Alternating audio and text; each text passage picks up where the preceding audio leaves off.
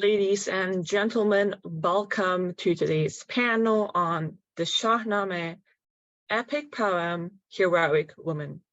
My name is Jana and I'm a research assistant here at the Georgetown University Persian Studies Program.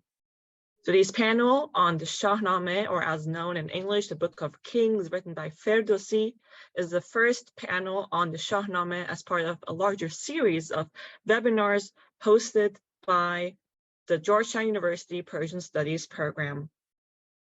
As someone who has read the entire 850 pages of the Shahnameh over the past few months, I'm specifically eager to learn from our panelists in today's panel, and I want to give everyone the chance to also know that you can ask your questions to our panelists throughout this program. You can ask your questions in numerous languages, including Persian, English, as well as in my native language, German, and we will address your questions in the designated Q&A portion of today's program.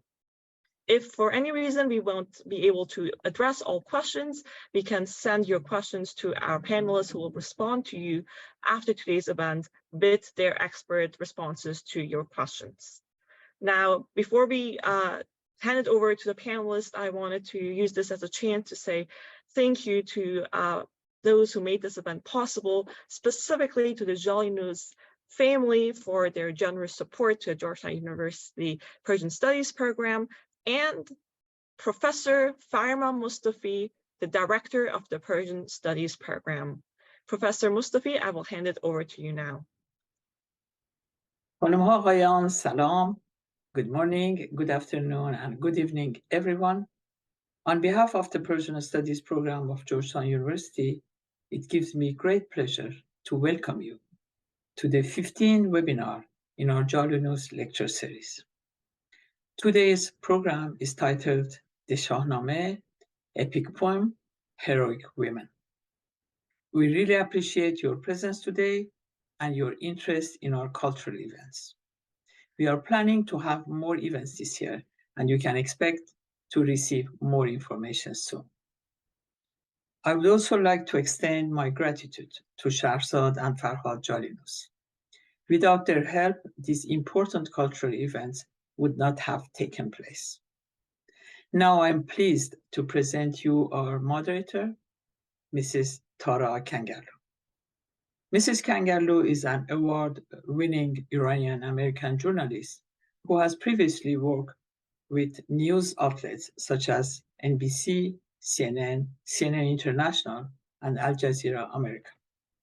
She's a frequent on-air contributor for various international news outlets covering the MENA region and global affairs, and writes regularly for Time magazine. She's also the author of the award-winning book, The Heartbeat of Iran, that provides an exceptional insight into the many nuances, textures, and complexities of life in today's Iran, as told through the stories of ordinary Iranians living inside the country. She is currently an adjunct professor at Georgetown University's School of Foreign Service, teaching at the intersection of journalism and public diplomacy. I turn to you, dear Mrs. Kangarlou, and thank you, Dr. Pirnazar, for making the time to join us today. Thank you so much, Professor Mustafi. Hello, everyone. Greetings from wherever you're joining us. Hello, good morning, good afternoon, and good evening. It is my absolute pleasure to be moderating this conversation. But before I start, much appreciation to the Jalinous family for hosting this lecture series.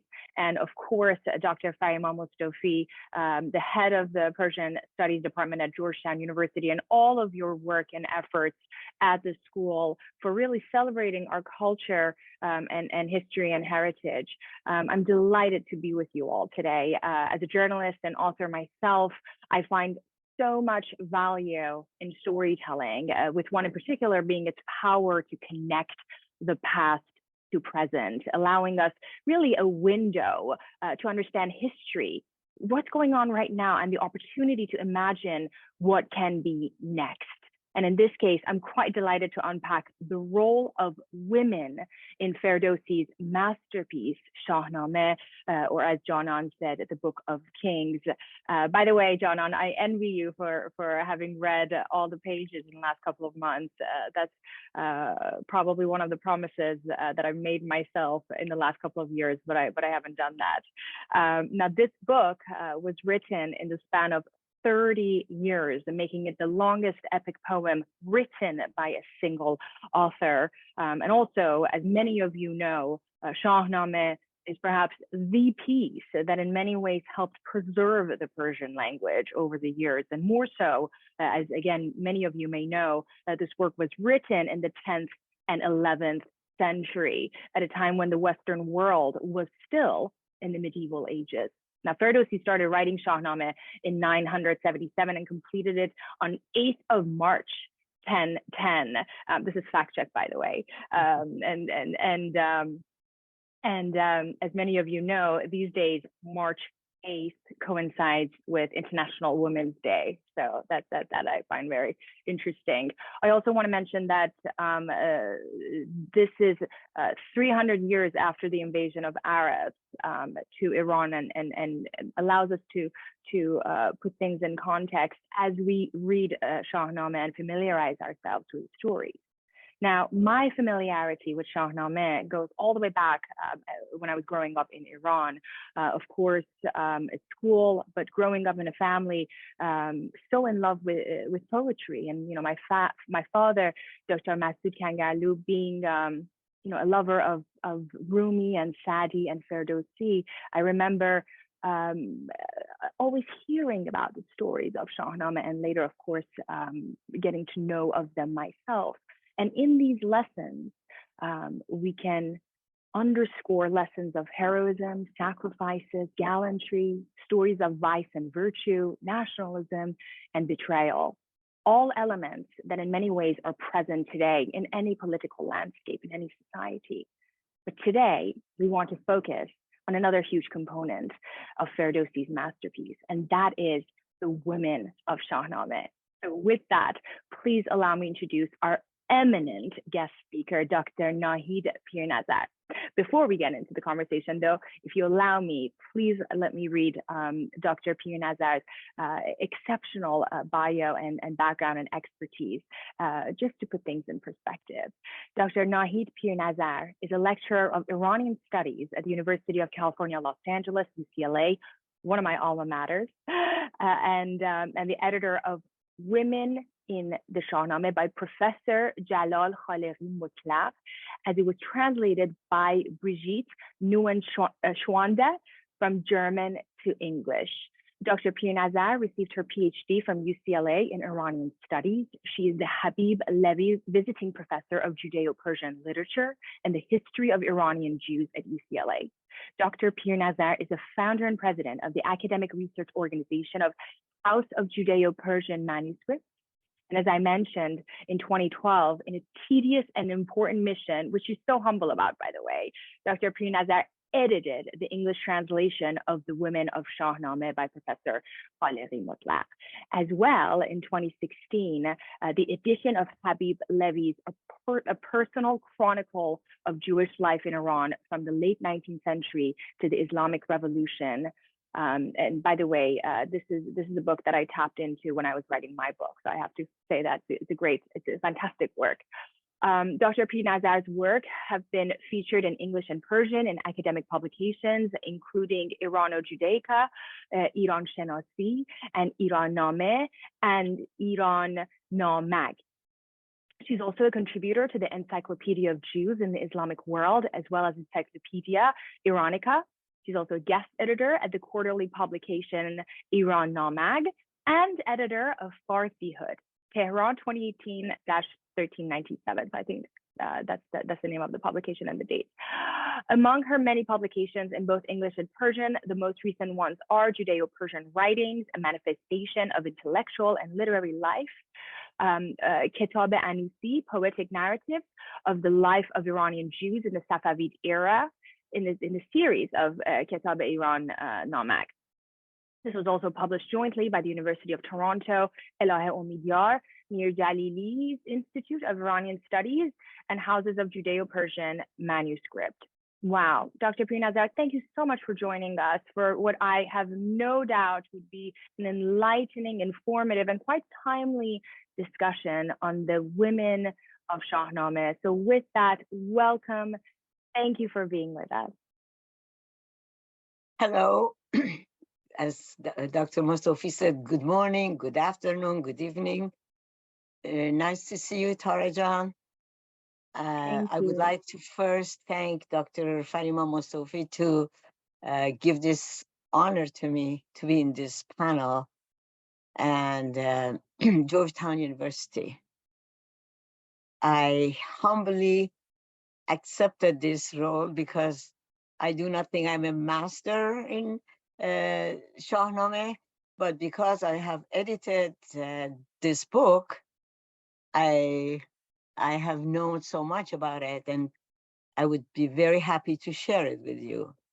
And if you allow me, I would tell you why I even started to get involved in this. Absolutely. That was actually my first question, Dr. Pirnazar. Yes. I wanted to ask you, how you got even involved in the topic of women in Shahnameh, and really what was your experience editing this book?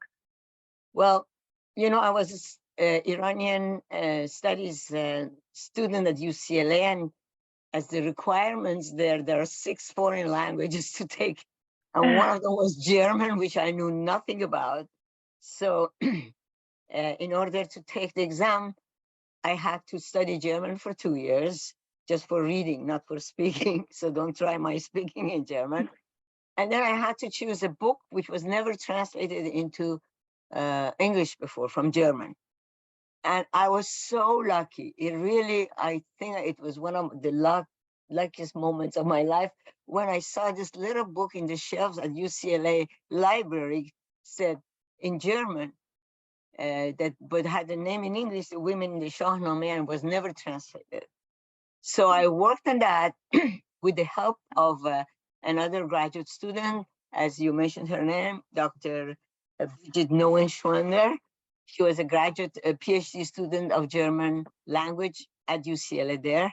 So she helped me to study the book, translate it, and take the exam in German. That's a long time ago. That's 1998. But I was so impressed by this book, and I was so touched by the destiny of the women in this book. And so was she. So I asked her that let's keep in touch, because someday this book has to be shared with other Iranians. Because at that time, there were not that many books about women in the Shahnameh. There were a lot of books about the Shahnameh, but not that. But fortunately, from that's 20, 25 years since then, there are many other books published, but not as this one, which is really has been prepared, compiled by a master of Shahnameh, Professor Khaleghi Motlagh. So it happened again as an accident that I met Professor Khaleghi Motlagh at a conference in Hamburg 6, 7 years after that. And we shook hands. And when I mentioned Persian, I would say, "Are you the professor who compiled the book?" He said, "Yes." And from then on, we just clicked. And I asked the permission from him to translate this into English and Persian, which I never got a chance. And fortunately, others did it in Iran. So again, I got a hold of Bridget, and we worked on that, edited again, and others. Other professors looked at it, so make sure, and Professor Khaleghi looked at it, so we were able to publish it. And I'm so happy to share whatever I learned from that book with you. You asked me what was my experience. She said Shahnameh is 800 something pages. As you said, not many people really get a chance to read so many lines. All of us, like you said, from our childhood, we have heard about some parts of it, some characters of it. But the beauty of this book, and what I learned, that somebody has read the whole book, condensed it for us, and gives it to us in a couple of hundred of pages. of course, with a focus on the women, but we get all the relationship between the people. So you get the whole picture of Shahnameh.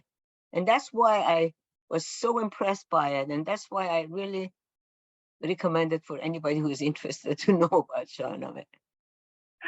I want to ask you, before getting into, you know, the meat of the book and the stories, can you share with us what Professor Khaleghi Motlagh said to you after he saw the finished work? Can you remember that conversation? Can you share Yes, that I with do. us? Actually, it brings tears into my eyes because after going back and forth, but even the jacket, you see the picture on the jacket of the book that will be shown to you later, it was chosen by him. So I was in touch with him.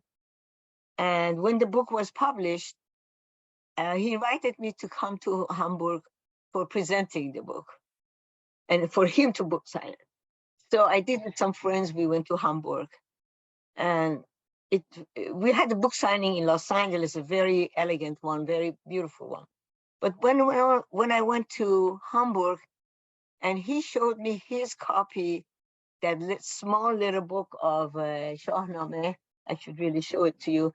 And then he showed this book. It said, look, this was his PhD dissertation. He says, look at that small book turned into this. He was really touched by it.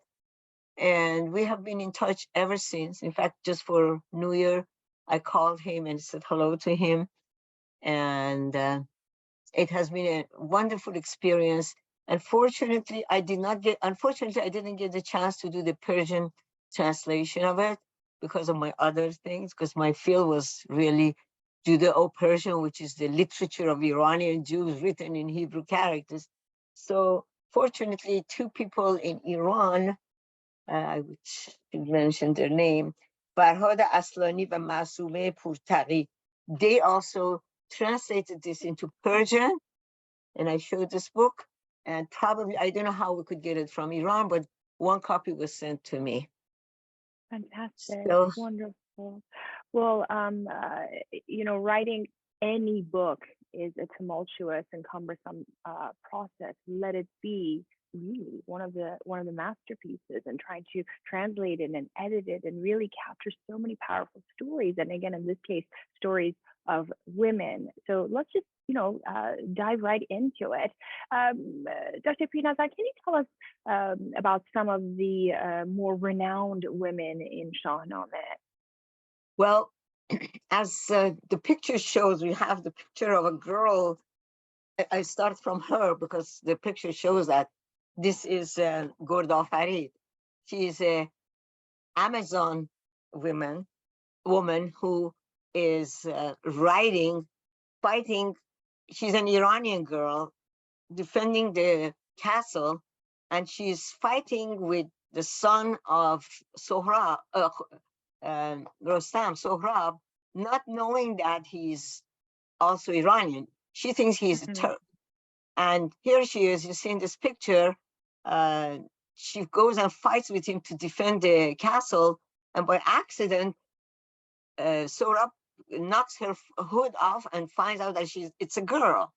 So she plays a trick and drags him to the gate and says, "Come in, because if you say you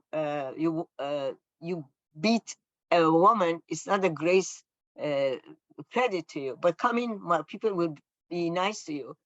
So as Sohrab who was impressed by her beauty, goes in by the gate, and she all of a sudden goes in and closes the door and goes on top and says, "No Iranian woman would talk or be friends with a Turk," not knowing that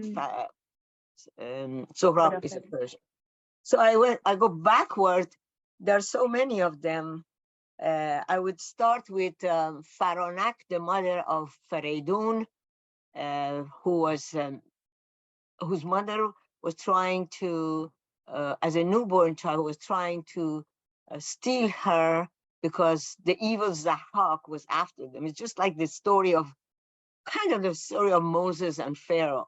And so she runs away with the son, goes to the meadow and asks a farmer who had a cow to feed the child. So she's known for that. Then we have Rudabe. Rudabe is a Turkish princess that she was in a picnic, and by any chance people tell him about Zal. And who is Zal? Is the son of Rostam. No, Zal is And her mother son is of Sam. Sindur. Zal Yes. is son of Sam, but he was born albino. He's all white. So, but she falls in love with him, and in spite of the disagreement of the father, marries him. And their child is Rostam. And then we have Sudabe Yes. that we talked about. Yes. Yeah, I just made a mistake here, but that's okay. Sudabe is another royalty who also from the Turkish side against Iran, who marries King Kaykovus. And she has two different sides in the story. One is a very loyal wife to her husband, in spite of the father's trying to imprison the husband. But she stands by her husband. She even goes to jail for him. But then, as a stepmother, she falls in love with the stepson Siavash. Here we see very similar the story of Joseph and Zulaikha here. So she tries to, get him, but Siavash resents, and she accuses Siavash, and Siavash has to leave the country in order to keep the peace between her stepmother and father, and goes to the Turks again. Of other women that I would say, I just mentioned Gurda Farid. I have to mention, of course, two other women. Yes. One is Jarire. When Siavash goes to Turan Zamin, the other side, she goes, one of the aristocrats of the court of Afrasiab takes him like a stepfather, and he marries his daughter, Jarire. Siavash marries Jarire. But then the man Piran, later on, in order to promote the position of Siavash, recommends Siavash to go and marry the daughter of the king, Afrasiab. This is a father who asked actually for another wife for his son-in-law. And that's something very heartful to me. It really made me sad. But so Siavash ends up with two wives, Jarire and Farangis. And it's a very sad story that Siavash is killed by the father-in-law. But Jarire, and we also have, and then we have Manije, daughter of Afrasiab. Yes. Manije is a totally different type of girl, of the type of girl we have in Shahnameh. She was very courageous. When she falls in love in Bijan, he tricks him and brings him to the court. And he is one girl in the Shahnameh who has sexual relation with outside of marriage. And later on, she is expelled from the palace, and Bijan is put in a well, but she stays with him and tries to save him. Eventually, they were both saved by Rostam, and eventually Manije marries Rostam. I think can we talk about Katayun? I think one woman we must mention, Katayun. You know, the daughter of the Byzantine emperor rather, from the Byzantine Empire. Can you tell us about Katayun? Yes, Katayun is a Roman girl. When by Rome we mean the Byzantine girl, Eastern Rome, and she was very interesting at that time. The father had given her the choice to choose whoever she wants for marriage, and this is the Middle Ages time. And she goes around, and there's all these young princes, everybody. She never likes any of them until, by the encouragement of some friends, Gushtas, who was an Iranian prince, son of Lohras, who had left country because he had some disagreement with his father, and he was encouraged to go be among the suitors. And the minute Katayun sees him, and says, "That's the one I want." So, in spite of the disagreement of the father, she marries him, comes to Iran, and she's the mother of Isfandiar. And Pashutan as well. Yes. Yeah. You know, it's fascinating, and I mentioned this in the beginning of the conversation. I want our viewers to really imagine when this book was written. You know, again, it was the 10th century, it was the 11th century.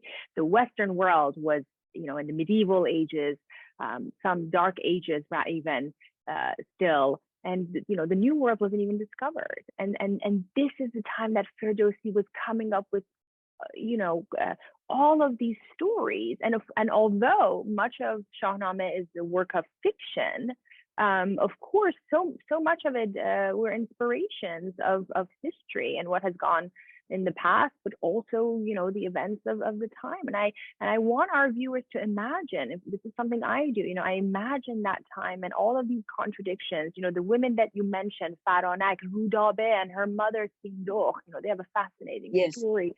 You know, these women lived lives that, while, you know, we can't relate to in many ways, but the emotions, you know, the love affairs, the passion, the heroism, the contradictions, you know, the oppression and restrictions they faced, their courage and zeal and fervent to make strides on their own, I think are quite parallel to so much that we in, you know, 21st century can relate to in many ways, even though this was, you know, written so many centuries ago. So that's one of the things that I find quite fascinating. And with that, I want to go to our next question. I want to add something to you here. Please. About Ferdowsi, about the time of Ferdowsi. At the episode of the story of Manijeh, he talks about his own wife. And he says there's one night that he was very sleepless. He asked his wife, apparently his wife was educated and she could read. He asked her, "Would you please read me some of the old time stories, prehistoric stories?" Because Ferdowsi collected these stories from pre-Islamic period, from different sources. And it's his wife who reads him the stories, some stories. So that tells him in that century, Ferdowsi had a wife who was educated.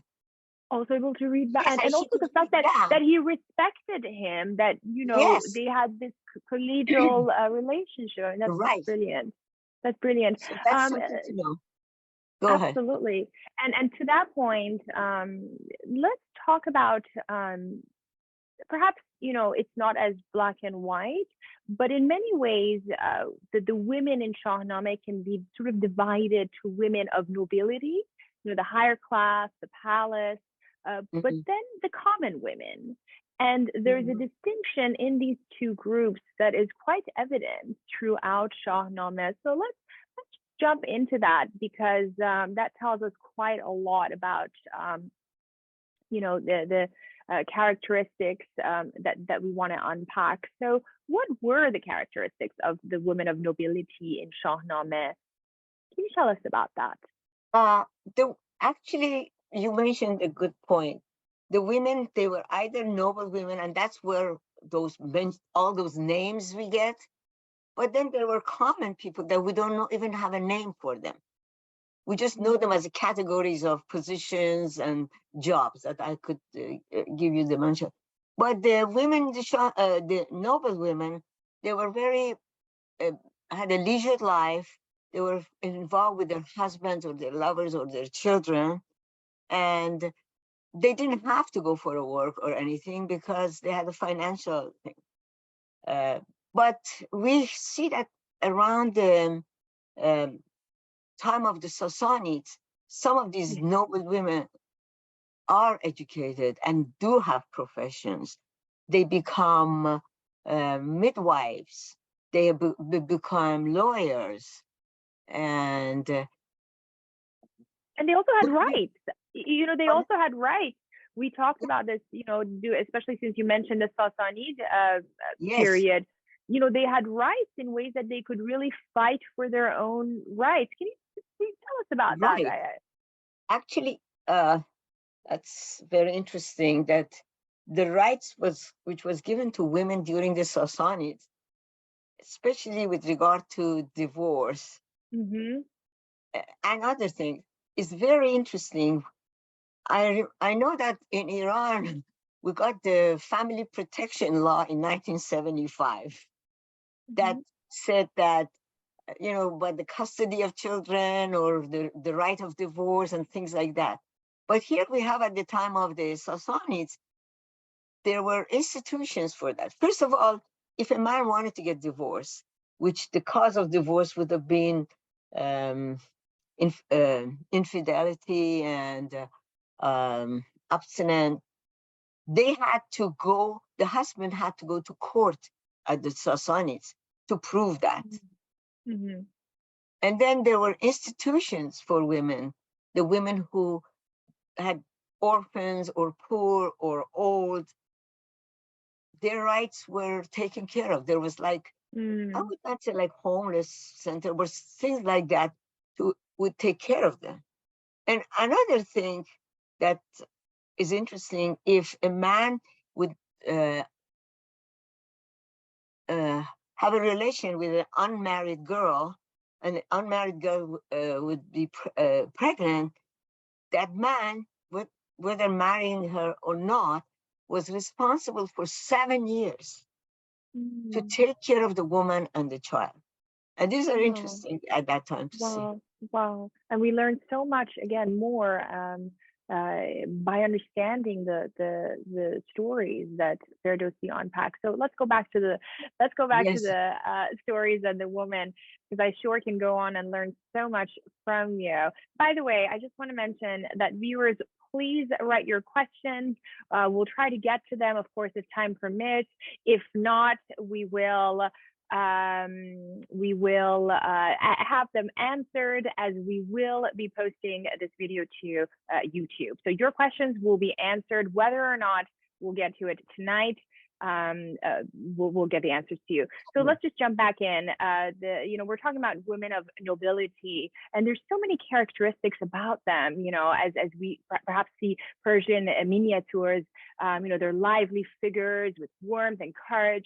Tell us about these attributions. Tell us about, you know, if we were to meet Sudabe or Rudabe or Katayun, what would they look like? Tell us about, you know, what kind of lovers they were, what kind of wives they were. Tell us about their attitudes and attributes. Well, as lovers, they were very passionate. We see about Rudabe, we see about Manije, we see about Katayun. As wives, they're very loyal. We see even about Tahmine or even Jarire, who was the wife of Siavash. And she had another wife, he had another wife on top of her, but she was always loyal to her. And then as heroes, we see,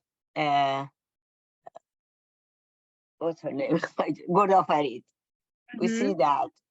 And and selfless. Some of them are very selfless, by the way. I mean, Yes. Manije, you know, she sacrificed her Exactly. entire position.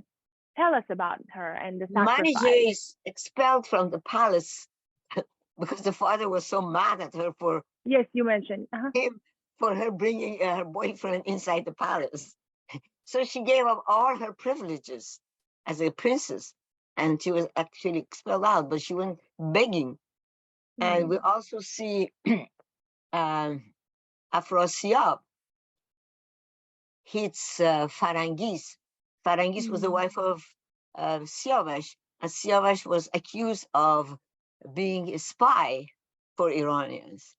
So here, Farangis is his wife. So the father, even though she's pregnant, he's beating her. So that's so devoted, but she stays with her because she pleads with her father not to imprison. But actually, Afrasiab the father kills Siavash for the that accusation. So that's that. With regards to Ghorda Farid, one of the things that's fascinating is that, you know, she's as courageous as you know, one would accept at a time from a man, and then she's still feminine and quite delicate. Can you tell us about that? And she's so proud. She's so proud of her Iranian identity. And we see in the picture too that she, you know, when the hood is off, you see her beautiful hair and face. And Sohrab was so fascinated by her beauty that she was able to carry him all the way to the gate for herself to run away and get inside and close the door and say, you know, like children, no, go out. We Persian girl, Iranian girls do not want Turkish men thinking that he's a Turk. So that's her. And also, you know, the women of nobility, so many of these women were also mothers. And, you know, again, when I was writing my book, a few of the chapters really touched on motherhood in our culture, in our Persian culture. And I don't think anyone can think about an Iranian mother without thinking of the word sacrifice and really living for their children. Can you give us some example of these mothers? Well, I know we talked about them, but if there are any other stories that come to your mind. Well, mothers, well, I talked about Farhad, who took her newborn, but you see the mother of Rudabe, her name is Sindocht. When she sees her daughter, Rudabe, is in love with Zal, and everybody is criticizing her because he's an albino, he's a foreigner, he's not. She takes the side, she understands her daughter, and she goes to the Iranian side. She goes to talk to Zal, the father of the guy, and says, listen, our children love each other. Let's do something about it. Would you please go to the king manager and get his approval? So this is a mother who does everything to make sure that her daughter gets to the man she loves, which ends up that's the marriage of Zal and Rudabe. But then we come again back to Jarire. She's a stepmother for Khosrow. I mean, she's married to Siavash, but Siavash has another son from Farangis, his second wife. And when he's killed, Jarire is not only takes care of her own son, Farhad, but also encourages Farhad to protect Khosrow, the stepson. And she really acts like a mother to her with no any anger or vengeance. And we see that also in our culture anyway, as you said. Absolutely. But I think, again, let's go back. I mean, this is 10th century, and the fact that, you know, within all of these stories, another attitude we see is agency, Dr. Pirnazar. These women had agency. They were not afraid to stand up, raise their hand, say, this is what we believe, this is what we want, whether it's, you know, escaping the house for a man or, you know, telling their husbands, you know, we want this. I find that quite fascinating, that in our Persian culture, a woman's agency, whether it was respected or not, you know, that's a separate conversation. It was there. They knew what they want. They knew how to get it in most cases, and they, in many instances, risked it all to get to that. Well, that's why their names are protected, and we know about them even after thousands of years. Absolutely. Because of the color. Absolutely. And again, I think, you know, thanks to works like yourself and, you know, the department at Georgetown and other Persian departments, really the world should know about these stories, because these are the roots of our culture. This is how Iranians should be known by, and the world should seize us through these stories and through our culture. But anyway, let's get back to the women. A lot of Iranians don't know either. Well, we're learning from Iranians don't know either. I didn't know either. We only hear about the battles. We only hear about the now battles. we're learning, and you know, the literature is out there. So we're spreading it, and I encourage viewers to do that as well. So let's talk about the common women. I believe they too are categorized into different groups. The servants. Well, the common women, first of all, they were deprived of any formal education. It was formal education was only for women of nobility. It was mostly for boys and for some girls. But for common women, everything was done by the mother at home, or sometimes by the parents. So they were either at home doing the chores at home as a mother, as a cook, washing clothes, raising the children, or if they were farmers, they had to milk the cows, even carry the water and so forth. But they are more mobile than the women of nobility, because they had to work outside. And this is the time that we see a variety of positions that they held, that I have just a list of it. They were weavers and spinners.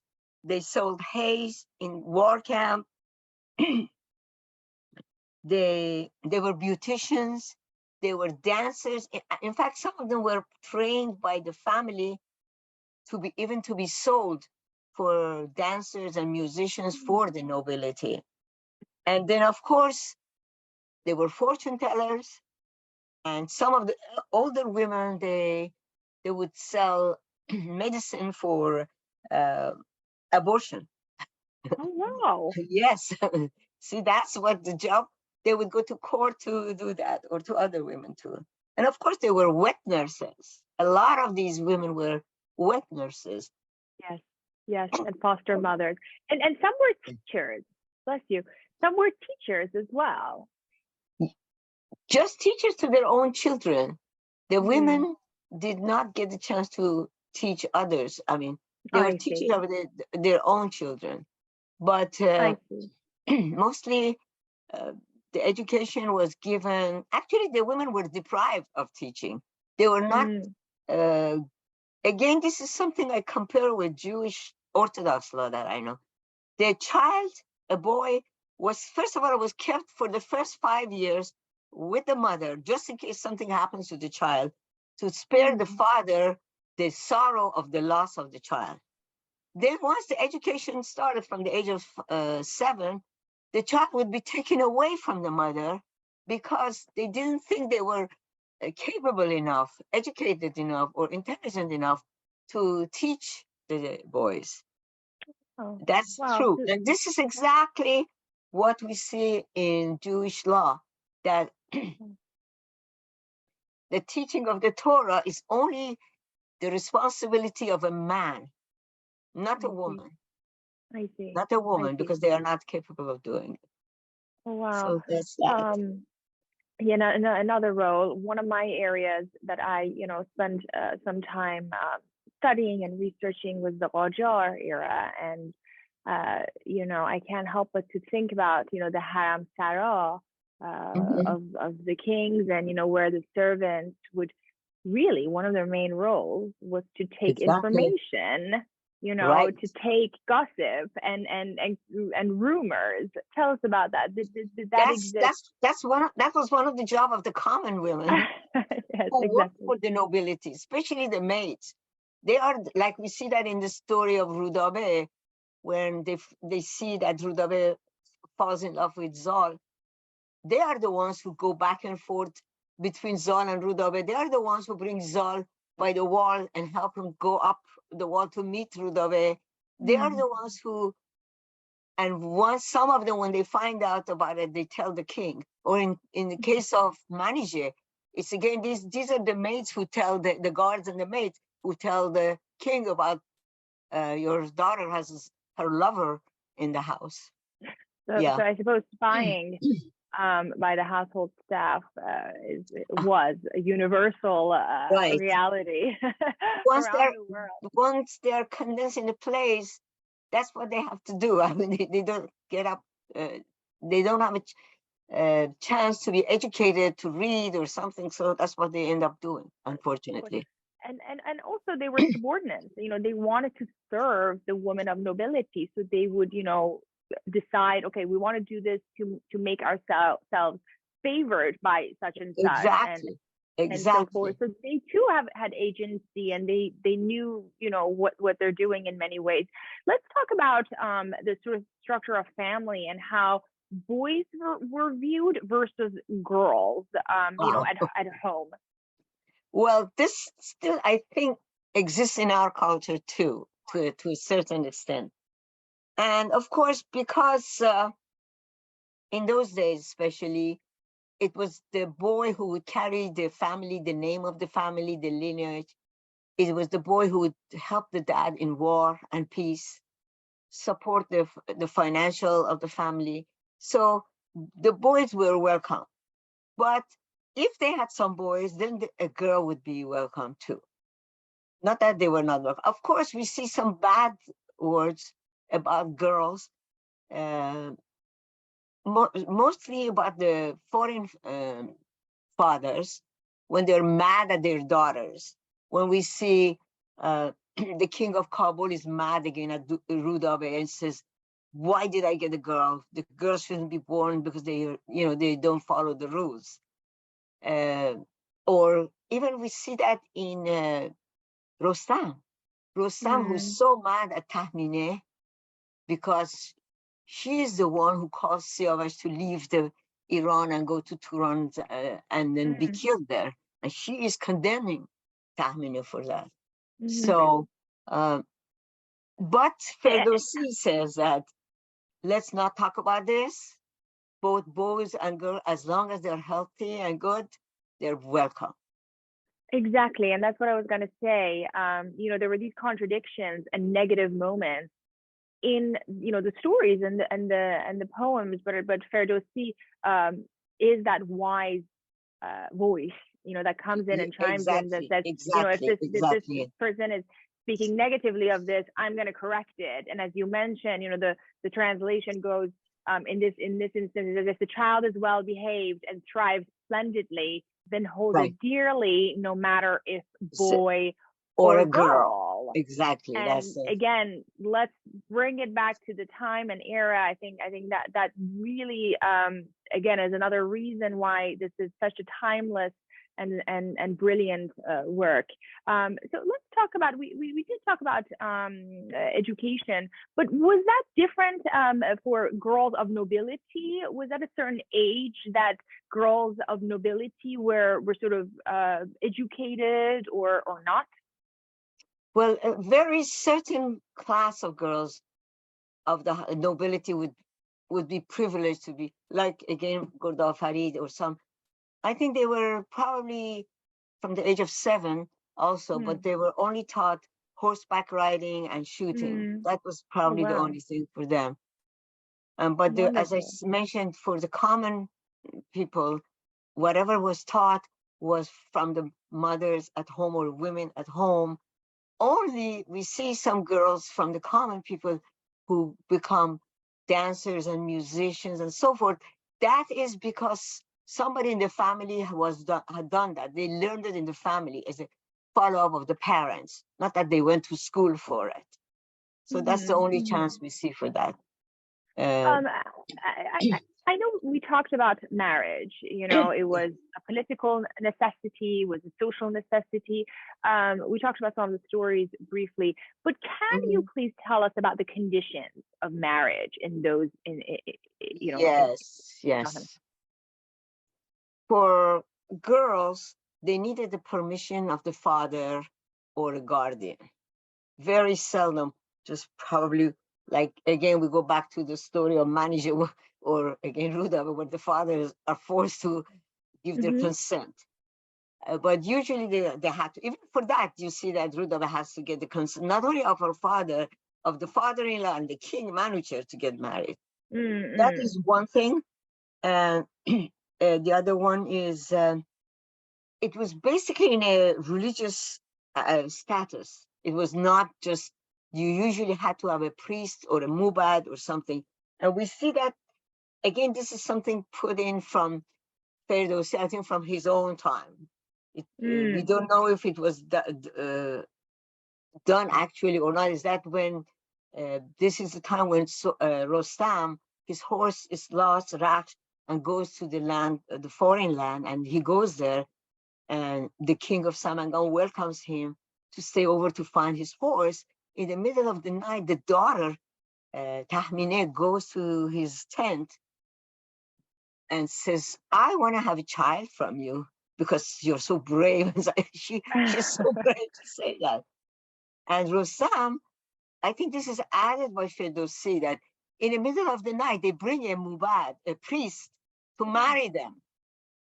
I don't know if that was in the real story or that was added by Ferdowsi. We don't know.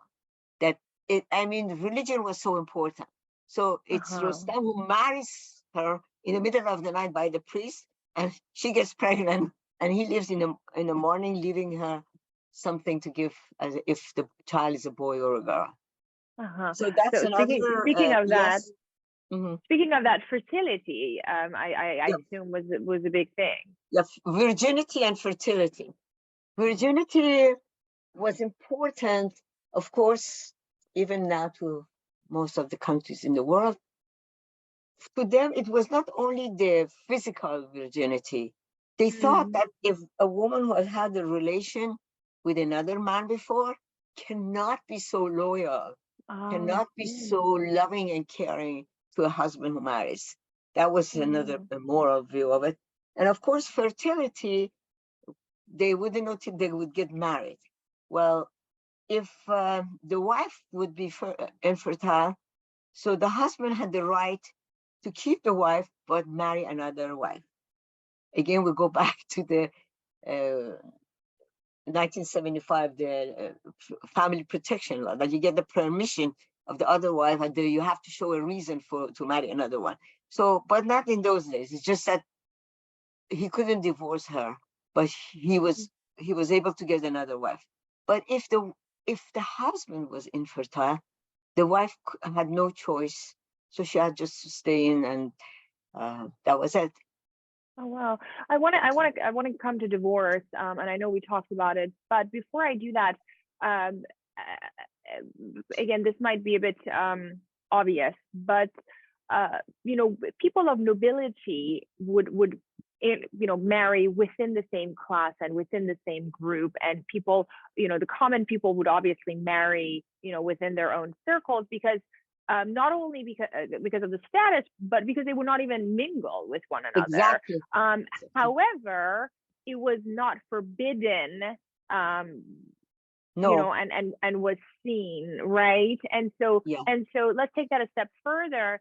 Marriage, please correct me, Dr. Pirnazar, in many ways, it was also a political, rapprochement and strategy. Yes. Can you tell us about that?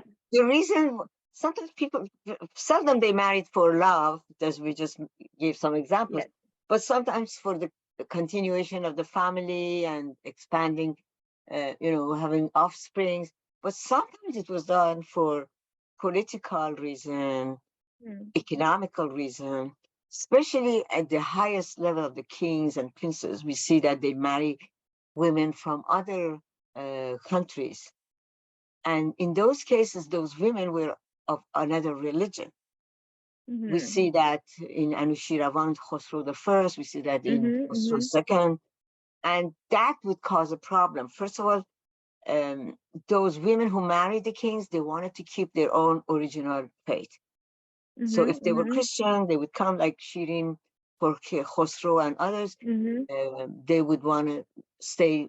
If they were Christian, they would want to stay Christian, and that would cause a problem by the priests and the common people, because what would happen to the children of this marriage? Usually the children take the fate of the mother, would follow that. We see that in the case of Anushiravan, whose first wife was from Rome, a Christian, and the son who was Anushiravan's son, Khosrow I, who was raised by a Christian mother, took the side of the mother and the Romans and fought against the father.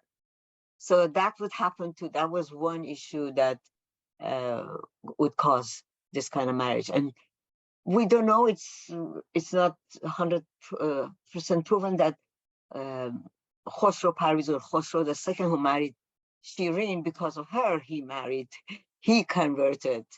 We know that he did build a church, a beautiful church in Old Jerusalem. If anybody goes there, in the old city of Jerusalem, it's a beautiful white church he built there for them. So that was an issue, the religion. Speaking of marriage, of course, can we talk about divorce? We did briefly talk about different conditions, but can you maybe add on that or give us an example? Yes. I would like to talk about, well, we talked about the infertility and so forth, but during the war, or sometimes if the husband would be missing and the wife would marry somebody else, and after some time the husband would come back, that second marriage was not accepted, was annulled. And if the wife had children from the second husband had to take the children and go. Interesting enough, this is again in Orthodox Jewish law, that if in Jewish law it's even worse. So it's only the woman, the husband, the Orthodoxy, of course, who has to give the divorce. And if the husband would go to a war or something and would not come back, the wife could never marry somebody else. And if she would marry, the wife would come back, the children of the second husband would be illegitimate to that level. Wow. So it was very hard for that. And also, we did talk about the Sassanid court and the rights. We did talk about this, but I just want you to I want to say line. Yes, that go ahead. Infidelity and abstinence. Adultery, I think. Adultery and infidelity. The husband had to prove it in a court. He could not just divorce the wife with no reason. He had to divorce it, have it in a court. That was something to mention. How are women? I mean, this is more of a general question, but was there a way that women were perceived in the society? Again, we go back to the original answer that this was a patriarch culture. So yes. All the things, all the rules, everything was seen from a religious perspective and a patriarchal society. And the women had no role in creating those rules. For that reason, the women were mostly given negative positions, weak positions. They were not given the, how would I say it? They were not decision makers, even though that they were making decisions, but they were not, given the role of authority, rather. No authority given to women just because of that. Yeah. Yes. And they were not, tasked with anything, they didn't have responsibility and governance. Yeah, motherhood, teaching, as I mentioned before, they couldn't teach or anything. They were just like in Persian, we call it zaife, somebody, a wife who has to stay home and be a housewife. But sometimes we see very seldom, again, Ferdowsi jumps in here and talks about brave women who could do more than just be a wife and a mother. So in many ways, the way women are portrayed in Shahnameh, the way Ferdowsi portrayed the story was an indirect commentary, that, hey, this is the case, right? But it should be like this. So it was a social political commentary. And to that point, there were non-Iranian women who were killed and beaten, and also Iranian women. Afrasiab and Farangis and Rustam and Sudabe. Yes. Afrasiab beat her daughter, and Rustam killed Tahmini for that. Tell us about wars. Obviously, so much of Shahnameh, there's wars and conflicts and battles that are waged. What happened to women during wars? The women during the wars, that's again one of the saddest parts of women in that time. Because if the woman belonged to a winner country, the husband would come home as a winner. To join her husband was a short period because he would have brought a few other girls as booties, women added to the family. So it was not happy. They send their husband alone. The husband comes back with a few other women. But worse than that was if they were the losers. Not only they would have lost their husband and children in the war, they were taken as booties to other countries. So that was the saddest part of it too. Absolutely. And there were still favorable attitudes toward women, despite the sort of the many inequalities that existed. The favorable opinions about women.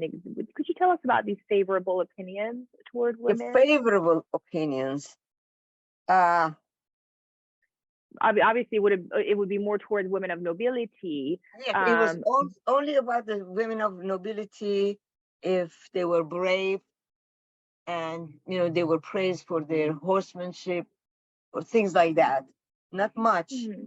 Not much. One of the I want to talk about.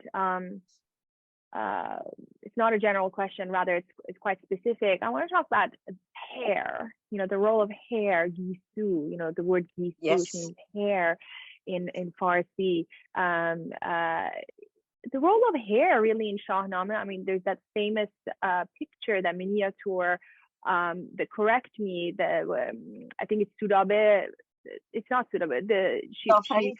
Goda Farid, yes. Yeah. For her hair has Zal come up, using her hair, but that's Rudabe. That's Rudabe. Okay. Rudabe. Okay. Again, that's not proven that she actually put her hair down. Some of the stories show that her hair was so long that she sat down and Zal climbed over it. But the other newer thing is that the maids and the people, those common people, that put a ladder there, and Zal climbed the ladder. But yeah, women, and always, you see, one of the biggest job of the women's common people were beauticians, taking care, or the daye. We were two kinds of daye. One was the companion, we call it in Persian Nadime, who would take care of the women. Lady in waiting. Yes, yeah, lady in waiting. That's what you call it. Yes. Yes, lady so in that waiting was one versus the nanny. The nanny, yes. Yeah. The nanny was more like a governess type of a thing, but lady of waiter would be either the wet nurse or taking care of the women, dressing her up and things like that. But did hair play a role in telling us more about the women at the time, or the significance of it? I think the Farsi word gisu really comes from Shahnameh and that time. Yes. Well, it was a disgrace to cut a woman's hair. Oh, wow. It was a disgrace. We have a saying in Persian, say gisboride, means somebody. It was a disgrace if you cut a woman's hair, or it was like a punishment to cut. But interesting, now we see in recent days, it's become an honor for women to cut their hairs, as we see in the last few months. Yeah. Absolutely. Well, I have so many more questions, and there's so much that I want to learn from you, but I want to open the questions to our audience and give the opportunity to hear from them. But again, I want to mention that this conversation is one of the many lectures that will come starting this fall at Georgetown that will unpack Shahnameh and Ferdowsi's great work. So we will have more to come this fall on the same topic. So I'm going to open up to questions, if that's okay. And I'm going to save my own last question after we hear from the audience. If that's okay with you, Dr. Pirnazar. One of the questions is about the role of everyday women during the time of Ferdowsi. Now, I know your work has been strictly focused on editing this book and the role of women in Ferdowsi's Shahnameh. So I don't want to delve into an area that you may not be as familiar with, but I'm certain that you know a thing or two that we can learn from. So tell us about the role of women in Ferdowsi's time, if you can. Well, as you mentioned, I'm not an expert in Shahnameh. Most of my knowledge is about this book and what I learned from Professor Khaleghi's his work. But what I assume that probably not much different. We see some educated women, as I mentioned, like the wife of Ferdowsi, but probably there were some musicians. That's in Islamic Iran now. Probably there were not musicians anymore. And probably I would say carpet weaving at that time in Iran, carpet weaving.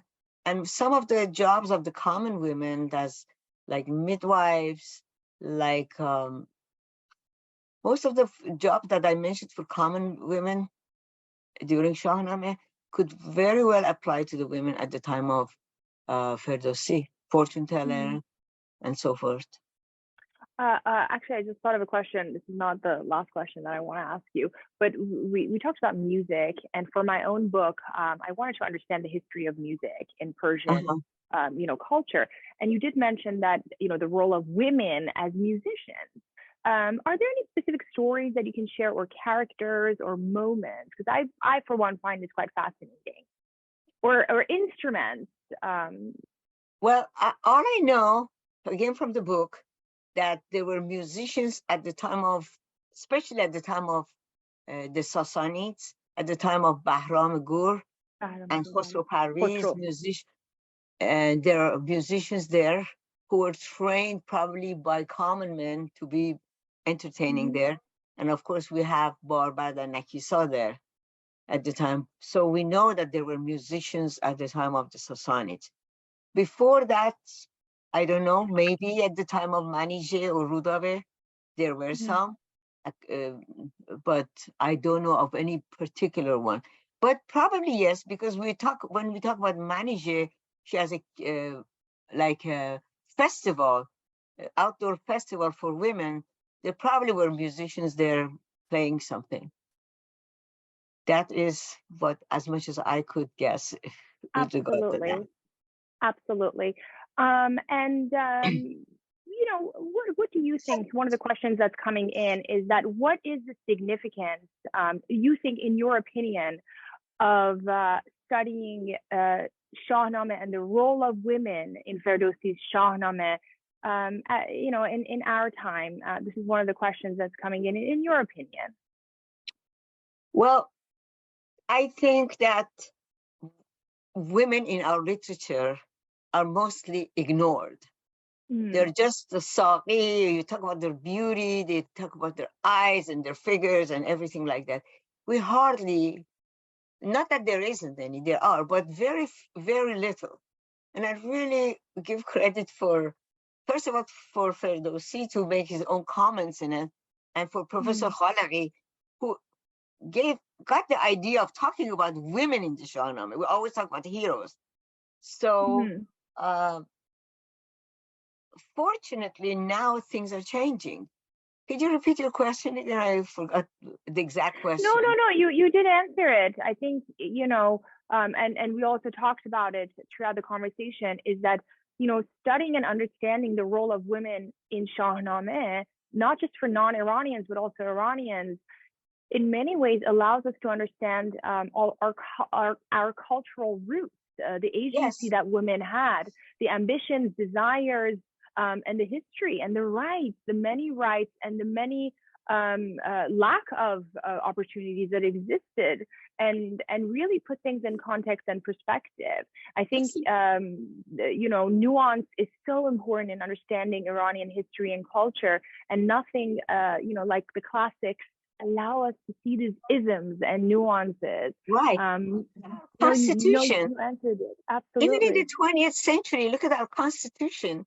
Women are not given that much right to vote or anything, or to be elected. So these are all new. These are the last 50, 60 years from the Pahlavi's time that we get this.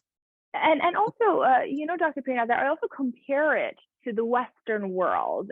Yes. You know, it's quite fascinating because, you know, even in the United States or even, you know, here in Europe, if we look at when women got the right to vote, you know, then let's compare it, you know, to Iran and Iran's history, and also compare, you know, again, we're talking about 10th, 11th century Iran. Let's look at this very comprehensive literature that we have, information that we have, and compare it to the rest of the world. And I think that that again allows perspective to understand this rich heritage. And women were kept by religion. I mean, not only Islam, even Judaism. I don't know that much about Christianity because they were nuns, but they were kept at home to be housewives, raise children. So it's thanks to that, at least we are born in a modern time, in a period that we could be educated and as much as we could, and we could share it with each other. People like you, you're an example of a young Iranian woman, well accomplished. I admire you. And of course, thank you. You're too kind. Farima, Sophia herself. So these are all new for us. These are all new for us, and let's celebrate it. Absolutely, and let's pass it on, and let's pass it on to the next generation. This question from the audience sort of mirrors what I want to ask you as my last question. The person is asking, do you have a favorite character amongst these women in Shahnameh? I certainly do, but I want to ask who your favorite character is. My favorite character, or the person who touched me most. The person who touched me most was Jalinous, the wife, the first wife of Siavash, because he was not given any right, and all of her rights were taken away from her. First of all, her father proposes another wife to her husband. First of all, she's expelled when the husband gets married. She's expelled to another country, and then her husband killed. I mean, I don't see this. I just had tears in my eyes when I was studying. And then she has such a big heart. She has such a big heart that after Siavash has passed away, she tries to take the stepson just like her own son. She tries to encourage her blood son to be kind to him and go on revenge for the father. I really would think she's the hero for me, really is. And of course, I like Rudabeh very much, and I like Katayu very much. Rudabeh and Katayu. Dr. Pirnazar, this is my last question to you, and with that, we will close the discussion. And that is, can you share with us the thoughts that came to your mind immediately after finishing editing The Women in Shahnameh? What were the thoughts that came to your mind? The thought to my mind was just, let me share it with others. And I said, oh my God, all of this here, and we don't know about it. And it's only in German. Let's share it with others. That's when I took my exam in 1998. I made sure to get connection with my translator, Bridget, that I knew that I have to share it. I have to share it. And I was so fortunate to happen to meet Professor Khaleghi and, you know, go on with it. Otherwise, probably would have sat in my shelf for like a lot of other ones. And I really feel I'm not promoting this book because I've edited it, but a Mazda publisher who published it is available. I recommend you to study this book, and you will learn so much about Shahnameh in a condensed way, not only about the women, but everything. And my first thought was to let me share it. I wanted to share it. And you did, and you really gave us all a gift and an opportunity to learn not just about the women in Shahnameh, but Ferdowsi's masterpiece that really every single Iranian is indebted to, I believe. Yes, we are. And with that, I want to thank you, share my gratitude. I certainly learned a lot from you, and I sure look forward to many more conversations with you. And continuing to learn from your brilliant knowledge and really vast information on our literature and culture and heritage. Thank you so much for joining us, everyone, from wherever you're joining in the world. Also gratitude to the Jalinous family for these brilliant lecture series, the Persian Studies Department at Georgetown University, and the ever wonderful Dr. Farhad Mustafi, who really charges on and supports these programmings. And again, to all of you who joined, Dr. Pirnazar, thank you so much. It was a pleasure and privilege to hear from you. Farhad, let me first of all comment your intelligence and your experience, really, education, everything. Let me thank you. Thank Dr. Farhad Mustafi, thank Georgetown University and Jalinous Institution for inviting me. And I hope that I could just share whatever I had, I was able to share. Thank you for having me. Thank you. On behalf of Georgetown's Persian Studies Program, thank you for a very rich dialogue. To our dear panelists, thank you for being with us and all the very rich insights that you shared.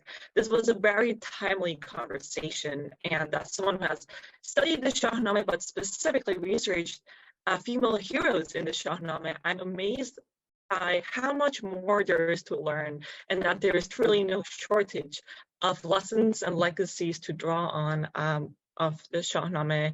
And I realize this may be appropriate to end on a quote by Ferdowsi himself. He says, "All this world is a tale, men's evil and their glory will disappear." This webinar was recorded. This will be available on our Persian Studies program website. And thank you everyone for being with us, to our panelists, to Georgetown University for making this panel possible, and to the many participants whom we had from many parts of the world. Thank you for being with us. Khoda nigahdar, as we say in Persian, and we hope to have you in our future events. Bye.